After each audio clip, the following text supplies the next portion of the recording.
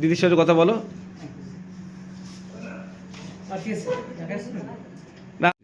সূর্য পরিবার ফাউন্ডেশনের তরফ থেকে এসেছি। শহরের সব মানুষ যখন গাড়িতে ঘুমোচ্ছে, আপনারা জেগে থাকেন, ওই জন্যই পাশে থাকেন।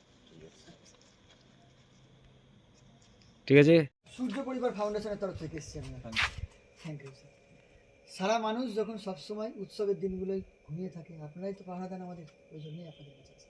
Thank you. আমাদের যেটা কর্তব্য সেটা তো আমাদের করতেই হবে। ডিউটি, থানা যেখানে ডিউটি ফেলবে সেখানে আমাদের ডিউটি করতেই হবে।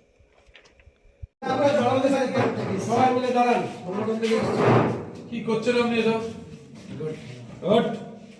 না খোলো, এবার খুলে কেকটা কাটে। খোলো, কাটে, আমরা প্রসাদ নিয়ে যাবো। বিরাট কেক।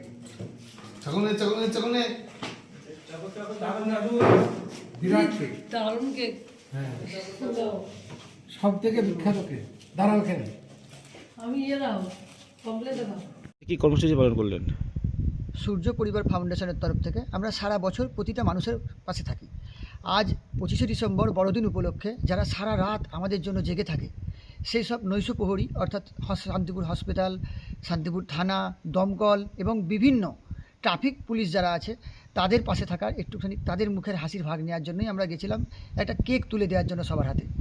এবং সেইটাই আমরা যে করতে পারলাম, তার জন্য যে তাদের মুখে হাসি ভাগ নিতে পারলাম, এটাই আমাদের কাছে বড় পাওনা। সারা বছর আমরা মানুষের পাশে থাকি, বিভিন্ন সময় বিভিন্ন রকমভাবে, আজও সেটাই কর্মসূচি আমাদের। কত জায়গায় গিয়েছিলেন মোট? শান্তিপুর থানা, শান্তিপুর হসপিটাল এবং শান্তিপুর দমকল ও বিভিন্ন ট্রাফিক পুলিশদের কাছে আমরা পৌঁছে গেছিলাম।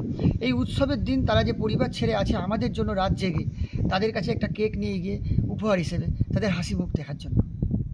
আপনার নাম আর পরিচয়? সূর্য প্রামাণিক, সূর্য পরিবার ফাউন্ডেশনের প্রতিষ্ঠাতা।